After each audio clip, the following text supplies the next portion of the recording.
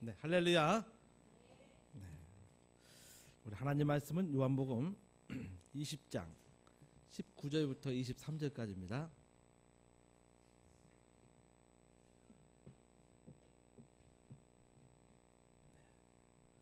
이날 곧 안식 후 첫날 저녁 때에 제자들이 유대인들을 두려워하여 모인 곳에 문들을 닫았더니 예수께서 오사 가운데 서서 가라사대 너희에게 평강이 있을지어다. 이 말씀을 하시고 손과 옆구리를 보이시니 제자들이 주를 보고 기뻐하더라. 예수께서 또 가라사대 너희에게 평강이 있을지어다. 아버지께서 나를 보내신 것 같이 나도 너희를 보내노라. 이 말씀을 하시고 저희를 향하사 숨을 내쉬며 가라사대 성령을 받으라. 같이 읽겠습니다. 너희가 네 죄든지 사하면 사하여질 것이요 네 죄든지 그대로 두면 그대로 있으리라 하시니라. 아멘. 예수님께서 우리의 죄를 담당하시고 십자가에서 죽으셨지만 사흘 만에 부활하셔서 오늘 저와 여러분에게 영원히 부활할 수 있는 그 일에 동참할 수 있도록 새 생명 얻을 수 있도록 하셨습니다. 우리 다시 한번 우리 옆에 분들과 우리 주님 부활하셨습니다 하고 인사하시고 좀 또 이렇게 권면하시기 바랍니다. 네.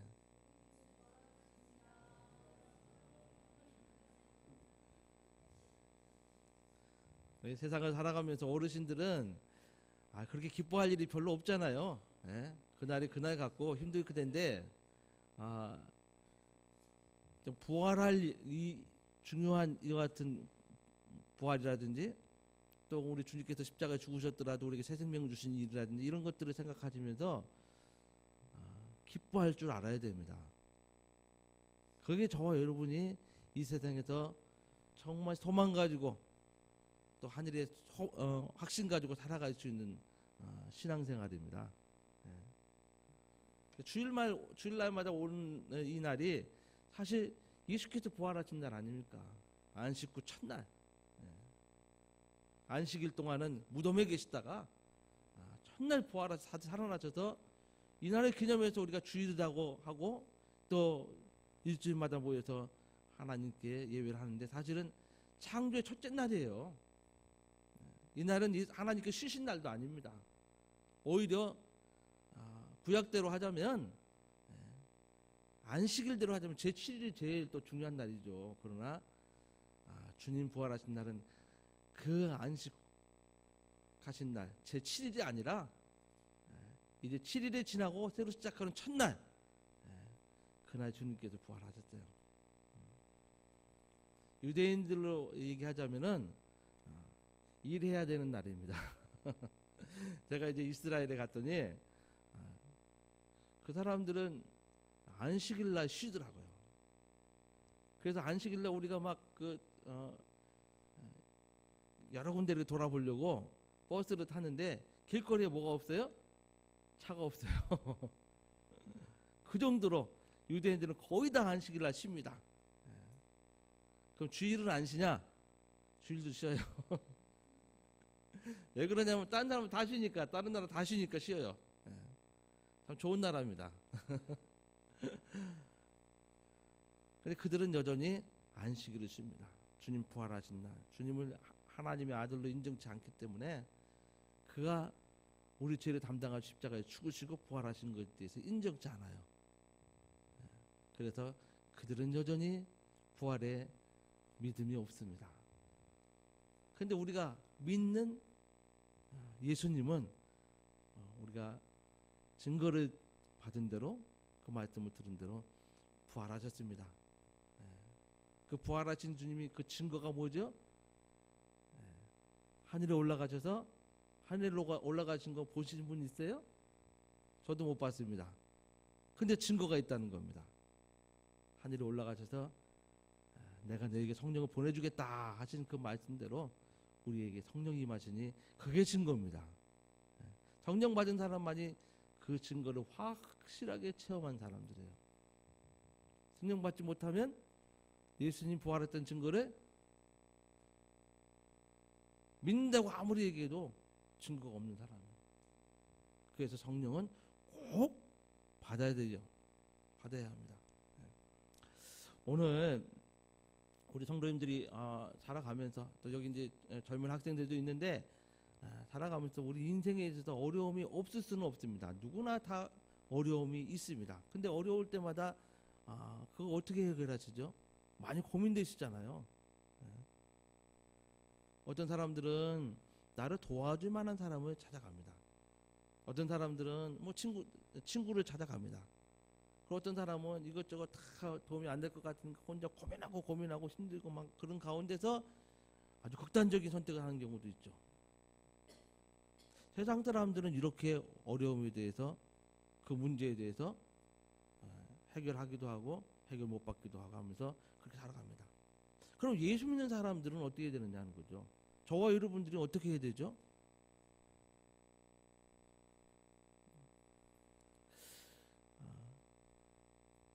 예수님 봐야 돼요. 예수님 봐야 돼요. 우리가 뭐 해결 못하는 건 어떻게 합니까? 예수님을 봐야죠. 그 예수님이 어떻게 하셨어요? 성경에는 예수님은 기도하셨어요. 산에 가서 기도하셨어요.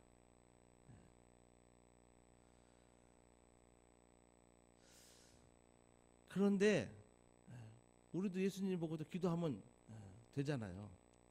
근데 막상 정말 힘들고 어려운 일이 닥칠 때는 기도 안 해요. 저희들이. 저와 여러분은 기도 안 해요. 대부분의 사람들이 기도를 안 합니다. 왜 그러죠? 기도가 안 나온다는 거예요. 불치병이 걸리고 죽을 병이 걸렸어요. 우리 가서 병원에 가서 신방을 하잖아요. 그러면 우리는 뭐라고 그러죠? 기도하세요. 그러면 환자는 뭐라 그러죠? 기도가 안 나와요. 너무 아플 땐 기도가 안 나와요. 그리고 너무 힘들다는 고통스러운 얘기를 합니다. 왜 기도가 안 나올까요? 믿음이 없었을까요? 제가 생각하기에는 예수님 늘 밤이고 새벽이고 낮에는 이제 일하러 다녔지만은 대부분 그분은 잠자는 시간은 얼마 안 되신 것 같아요. 기도하셨어요. 습관. 항상 기도하셨어요. 저와 여러분이 기도 훈련이 안 돼서 그래요. 그래서 정말 힘들고 어려울 때, 큰 위기가 올 때 하나님 앞에 엎드려 기도해야 되는데 그게 안 되는 거예요. 오늘 본문의 제자들이 굉장히 두려움에 쌓여 있습니다. 왜? 예수님 죽으셨어요. 그런데 소식을 들었어요. 여인들이 가서 무덤에 가서 예수님 없다는 거예요. 천사를 만나고 왔죠. 그 소식을 들었습니다. 그래서 이 사람들이 하나씩 둘씩 모이기 시작해요. 그런데 소문을 듣고 소식을 듣고 모였지만은 이 사람들이 세 가지 정도가 교차합니다. 두려움 교차하고 또 예수님 부활하셨다니 다시 살아났던 그 기쁨이 있고 그럼에도 불구하고 의심이 있는 거예요. 그러니까 모이기는 시작하는데 주변을 살피다가 문을 똑똑똑하고 문을 열어달라고 해서 아마 이제 암호를 얘기하지 않았을까 싶어요. 뭐 하니까 열어주고 뭐 하면 안 열어주고 그렇게 해서 슬쩍 그렇게 들어갑니다. 그리고 문을 꼭꼭 걸어 잠궈요. 예수님 부활했다는데 왜 그러죠? 여전히 의심이 생기고 확신이 없기 때문에 그리고 두려움이 있기 때문에 그렇게 하는 겁니다. 그 제자들이 다 모였어요. 성경에 보니까 도마만 빼고 다 모였어요. 다 모였는데 이들이 거기서 무슨 여러 가지 얘기가 있었을 겁니다. 예수님께서 부활했다는 것을 우리 여자들이 가서 천사를 만나서 확인했대. 뭐 이런 소리부터 시작해서 뭐 믿을 수 있냐? 지금 뭐 확실한 거냐? 막 설왕설래 막 그 안에서 막 그냥 웅성웅성 막 그랬겠죠. 근데 그때 예수님께서 나타나셨어요. 그들을 찾아오셨습니다. 찾아오셔서 그 예수님 보니까 얼마나 놀라운 일이에요. 아니 문은 꼭꼭 걸어 잠궜는데 어디서 나타났는지 그 안에 들어오셨어요. 오른쪽에 다 걸어 잠궜는데 누가 쭉 들어왔다면 이거 굉장한 일 아닙니까? 아주 소스라치게 놀란 일입니다. 이거는. 주님께서 그렇게 들어오셨어요. 들어오셔서 제자들은 아주 기쁨이 있었죠. 너무 놀랍기도 하고 너무나 좋았죠. 그 제자들에게 주님께서 오셔서 그 전에는 예수님께서 막 무리를 걸으라 할 때 베드로가 바다를 걷다가 막 빠져가니까 왜 의심하였느냐, 왜 믿음이 없느냐 책망도 하시고 막 믿음이 적고 막 그러셨거든요. 그런데 오셔서 책망을 안 하셔요. 인간은 다 그렇지 않을까 생각합니다. 연약하고 의심 많고 주님께서는 그런 것에 대해서 더 이상 책망을 안 하세요. 그리고 오셔서 하시는 말씀, 오늘 본문의 말씀에 이런 가운데 주님이 찾아오셔서 아주 중요한 말씀을 권면도 아니고 격려도 아니고 명령으로 말씀하세요. 오늘 이제 본문의 말씀이 그 말씀입니다. 예수님께서 20절에 보시면은 손과 옆구리 보여주시고 그 의심 많은 제자들에게 보여주시잖아요. 또 그들이 확인합니다. 그냥 기뻐하죠. 그때 예수님께서 나타나셔서 제자들에게서 앞에 서서 말씀하시기를 뭐라 그래요? 19절에 평강할지어다. 첫 번째 그들에게 인사처럼 이스라엘에 갔더니 다 처음 만나면 뭐라고 그러는지 아세요? 인사를 샬롬 그래요. 이게 평강입니다. 평강할지어다 라고 이렇게 말씀하셔요. 근데 사실 그 시간에 제자들이 가장 필요한 게 뭐였냐? 뭐죠? 평강이었던 거예요. 두렵고 너무 이게 무슨 일인지 정말 갈피를 잡지 못할 때 정말 그 상황에서 가장 필요한 게 그들에게 평강이에요. 평안입니다. 근데 주님께서 평강할지어다 라고 이렇게 명령하셨어요. 근데 이 평강이라는 게 우리가 입 다물고 혹은 그냥 평강해야 되겠다 라고 마음 먹는다고 이게 평강해지는 겁니까? 우리 성도님들은 그게 돼요? 힘들고 어려운데 나 지금부터 평안할 거야 한다고 되냐고요? 안 되죠.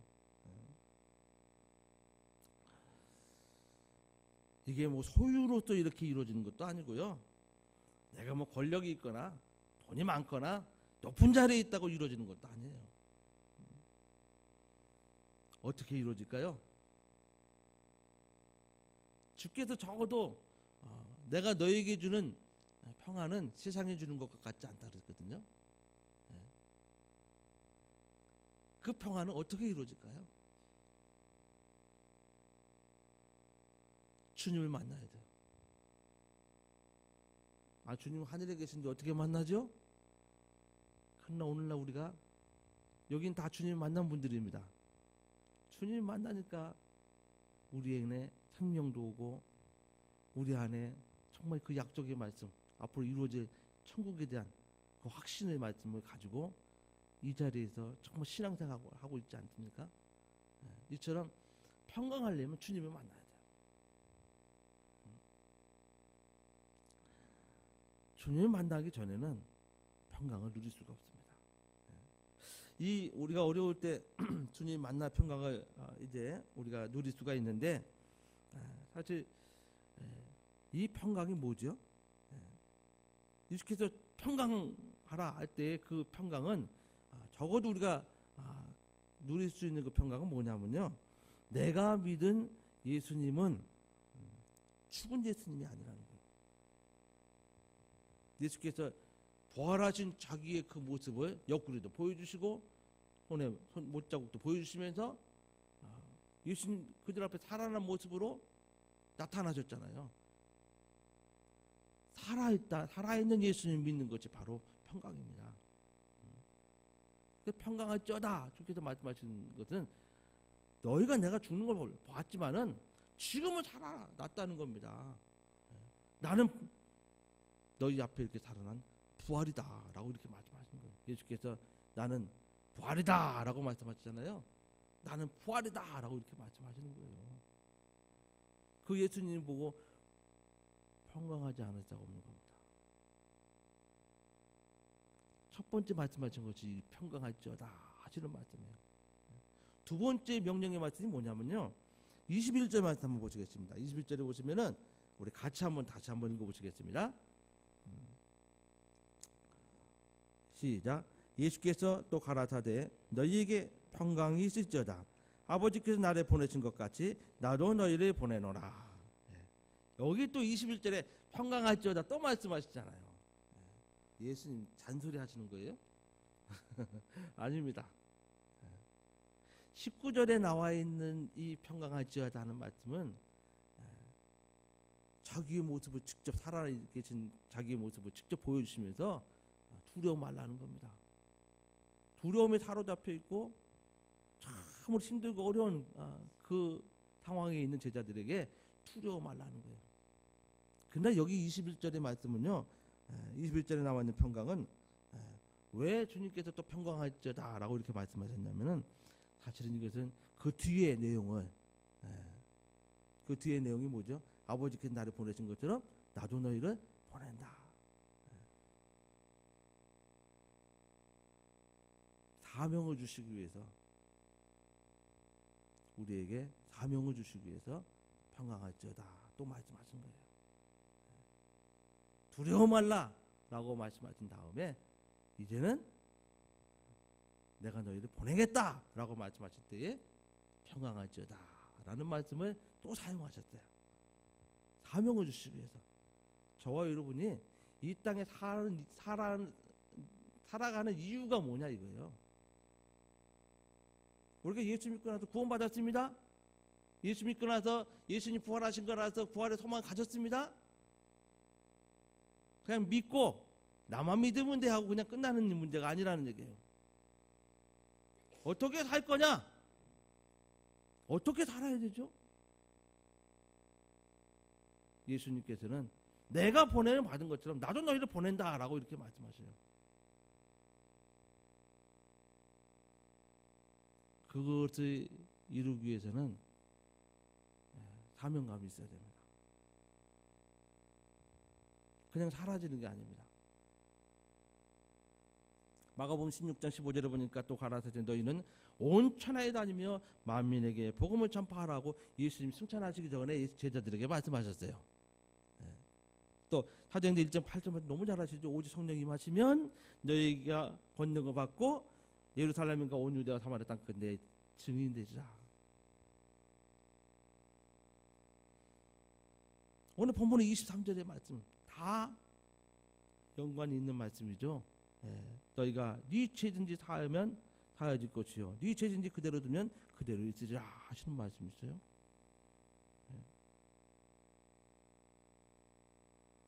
근데 여기 23절의 말씀은 좀 오해하면 안 돼요.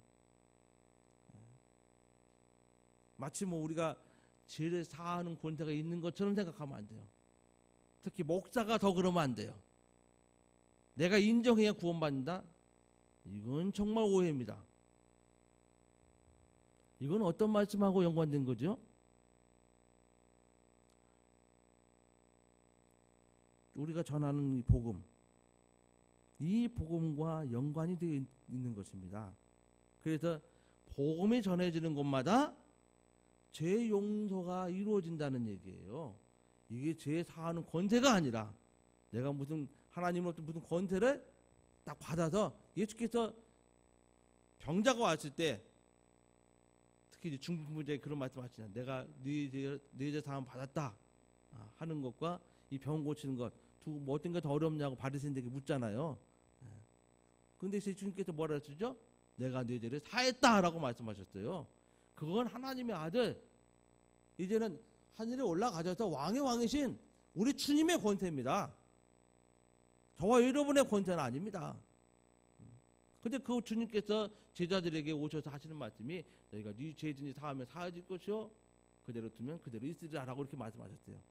과연 우리가 그런 권세가 있는 자입니까? 이거는 그것과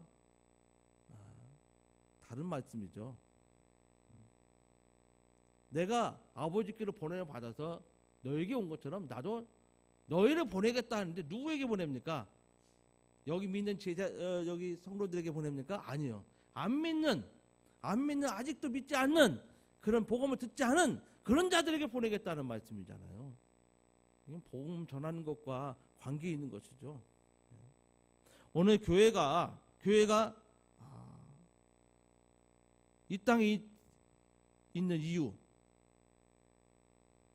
바로 교회에 맡겨진 거룩한 사역이 바로 이같이 보냄을 받는 것입니다. 그래서 아직도 믿지 않고 죄 가운데 있는 영혼들을 구원하는 것이에요.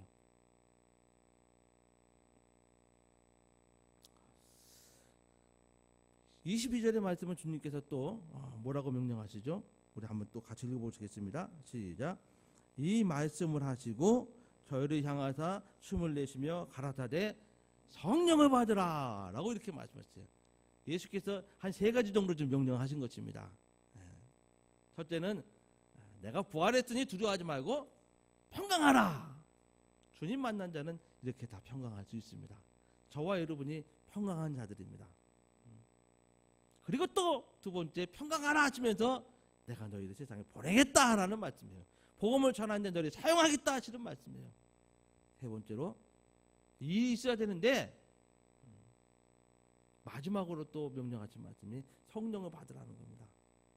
그래서 예수님 만난 제자들이 이게 일파만파 막 그 제자들이 입을 통해서 예수님 부활하신 걸 내가 봤다 하면서 온 성에 퍼지지 않겠어요? 그것도 제자들이 또 나가서 충분히 난 눈으로 봤다, 예수님 살아나신 걸 봤다 라고 이렇게 확신 있게 얘기할 수 있지 않겠습니까? 나가서 얼마든지 그렇게 전할 수 있어요. 근데 예수님께서 그러지 말라고 하셨죠. 나는 사람의 증거를 받지 않는다는 것이죠. 그러면서 하신 말씀, 너는 예루살렘을 떠나지 말라라고 말씀하셔요. 예루살렘 떠나지 말라. 그리고 내가 너에게 다른 보혜사를 보내줄 텐데, 성령을 보내줄 텐데 그때까지 기다려라 라고 말씀하셔서 마가다락방에서 예수님이 승천을 본 자들이 거기에 모여서 기도를 하죠. 오랫동안 기도하죠. 금식하면서. 저와 여러분이 성령님 모시려면 금식하면서 한 열흘 정도 기도해야 되지 않나 생각을 해요. 그렇게 기도하고 기다리는데 예수님이 올라가신 걸 본 사람들의 몇 명 정도 봤다 그랬죠? 한 500여 명 봤다고 기록이 있어요. 감람산에서. 제가 감람산을 또 가봤지 않았겠습니까?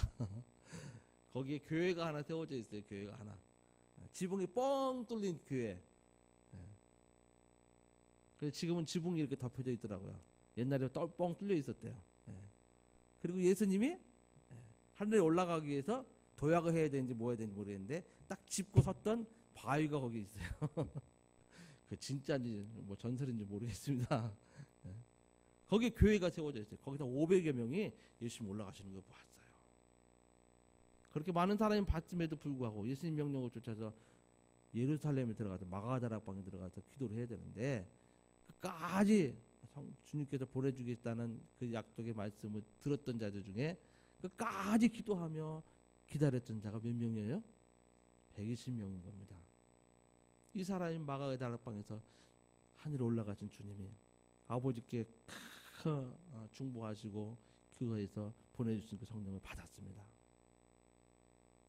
그 성령, 주께서 제자들 앞에 나타나셔서 부활하신 다음에 너희 성령을 받을지어다 라고 말씀하신 그 성령이 받으라는 것이 주님의 명령이에요. 저와 여러분이 그렇게 성령을 받았어요. 근데 문제가 뭐예요? 우리 오늘날 살아가면서 문제가 뭡니까?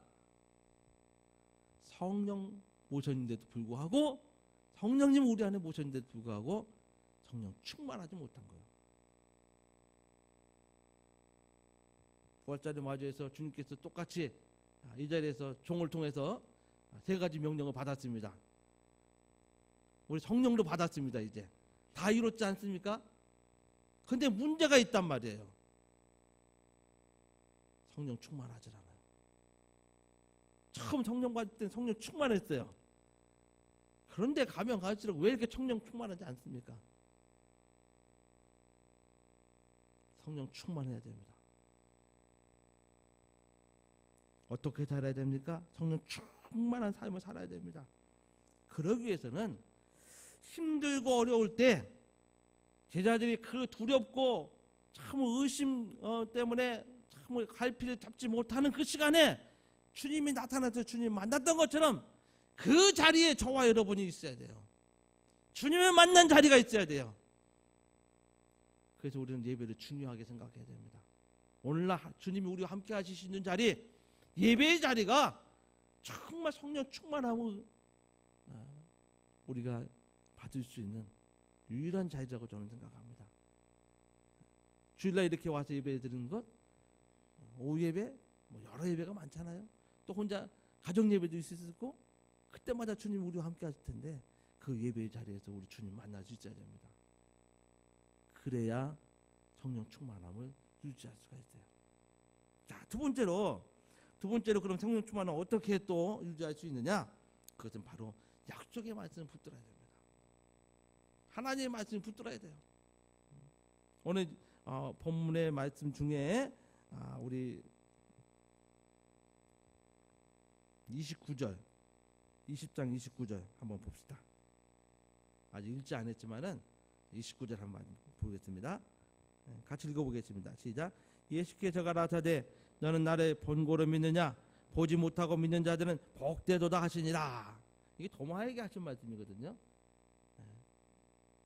그러니까 앞으로 예수님께서 하늘로 올라가시면은 뭐 제자들뿐만 아니라 누구도 다 못 봅니다. 도마는 내가 안 보면 못 믿겠다 하는 거잖아요. 그 제자들이 다시 모였습니다. 그때 도마가 왔어요. 도마만 없었으니까. 그 도마가 와서 예수님 나 또 나타나기 전이니까 못 믿겠다는 거죠. 의심하는 거죠. 그 예수님 또 나타나셨어요. 자기 상처 보여주시면서 도마가 한 말 그대로 네 손가락 한번 넣어봐라. 내 상처 속에 내 상처받은 그 아주 꿰매지도 않은, 지금도 안 꿰매실지도 몰라요. 하늘에 계세요. 그 상처 그대로 갖고 있습니다. 손을 넣어봐라. 손가락을 넣어봐라. 이렇게 말씀하시는 거죠. 그때 도마가 고백한 게 뭐죠? 당신은 나의 주님이십니다. 이런 고백을 합니다. 근데 그 도마에게 주께서 말씀하세요. 너희는 나를 본고로 믿느냐? 보지 않고 보지 못하고 믿는 자가 복되도다 라고 이렇게 말씀하세요. 도마 이후의 사람들, 예수께서 하늘에 올라가신 거 본 사람 이후에는요, 예수님을 육안으로 확인할 수 없어요. 이제는요. 그 육안으로 확인하지 않고 믿는 자들, 그 사람들이 저와 여러분이에요. 그러므로 저와 여러분은 어떤 사람들이에요? 복된 사람들입니다. 예수님의 약속의 말씀을 믿어야 성령 충만할 수 있는 겁니다. 30절과 31절 말씀을 또 한번 읽어보시겠습니다. 성경을 기록한 이유에 대해서 말씀하고 있어요. 시작. 예수께서 제자들을 앞에서 이 책에 기록되지 아니한 다른 표적도 많이 행하였으나 오직 이것을 기록함은 너희로 예수께서 하나님의 아들 그리스도이심을 믿게 하려 하며 또 너희로 믿고 그 이름에 힘입어 생명을 얻게 하려 함이니라. 성경을 기록한 그 이유에 대해서 말씀하신 거잖아요. 약속의 말씀이 있고 저와 여러분이 예수님의 부활을 믿어야 되고, 뿐만 아니라 예수께서 하늘에 올라가신 것처럼 요한복음 14장에 보니까 내가 하늘에 가면 너를 초소를 예비하고 반드시 내가 너를 데리러 오겠다고 말씀하셨어요. 약속의 말씀에. 그게 바로 첫째 부활을 의미하는 겁니다. 공중에서 주님을 만나게 될 텐데 우리가 다 주님을 그때 만나죠.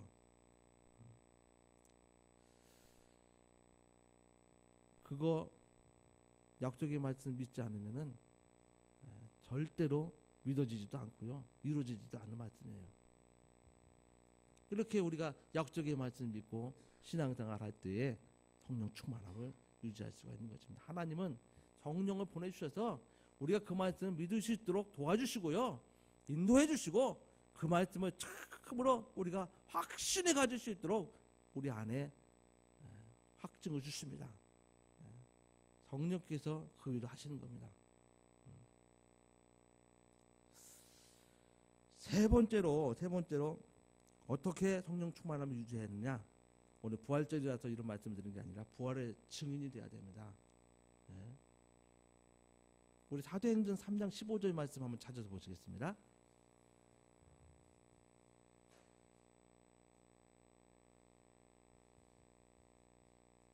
사도행전 3장 15절. 사도들이, 제자들이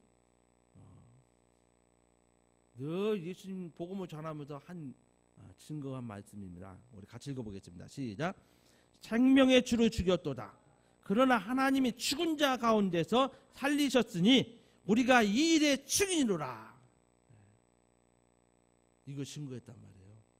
그러니까 성령 충만해서 이들이 나가서 전할 때에요, 사람들이 몰려들기도 했고 그 다음에 이적이 나타나고 하나님 역사하셨단 말이에요. 그런데 예수께서 죽으셨는데 부활하 살아나셨다는, 너희가 죽였는데 예수님 살아나셨다는 이 복음을 이 3장뿐만이 아니고요, 2장, 3장, 5장, 7장 계속 사도행전에 몇 번을 거쳐서 계속 복음을 전할 때마다 나와요. 그러니까 오늘날 우리가 복음을 전할 때 다르냐 이거예요. 성령이 역사하시려면 부활의 확실한 증거를 가지고 그것에 대한 증인이 될 때에, 증인이 되려면 예수님 만나야 된다. 예수님 만나야 평강이 있고 그분이 명령하신 그 말씀이 우리 안에 있고 그 말씀 우리가 들고 나가서 살아내는 겁니다. 그리고 나가서 전하는 겁니다. 예수님 부활하신 것을 내 입으로 증거하는 거예요. 이럴 때 성령께서 충만하도록 역사해 주시는 겁니다. 우린 증인이 되어야 합니다. 예수의 증인, 부활의 증인이 다 되시기를 주님의 이름으로 축원합니다. 이것이 바로 우리를 먼저 믿게 하신 주님의 뜻이에요. 오늘 저와 여러분 예배자를 사모하는 성도님 되시기 바랍니다. 말씀 붙들고 살 수 있도록 하시기 바랍니다. 성령 힘입어서 부활의 이 복음을 전하는, 온전히 그렇게 쓰임받을 수 있는 우리 저와 여러분 되기를 주님의 이름으로 축원합니다. 주와 부활의 증인으로서 참으로 주님 명하신 이 명령의 말씀을 실천하며 실행하며 살아갈 수 있는 정말 복된 우리 성도님들 다 되시기를 주님의 이름으로 축원합니다. 우리 시간에 기도하실 때에 부활의 이 기쁨을 우리가 가지고 있으면서 참으로 주께서 나타나셔서 하신 이 명령의 말씀을 우리가 지키며 살아갈 때에 우리는 참으로 성령 충만한 삶을 살 수 있고 우리 영혼이 참으로 하나님의 기억하시고 하나님이 기뻐하실 수 있는 그런 영혼이 되게 될 것입니다. 일평생 부활의 증인으로 살게 해달라고 우리 예수 한번 하시며 기도하시겠습니다. 예수여, 하나님 아버지 감사합니다.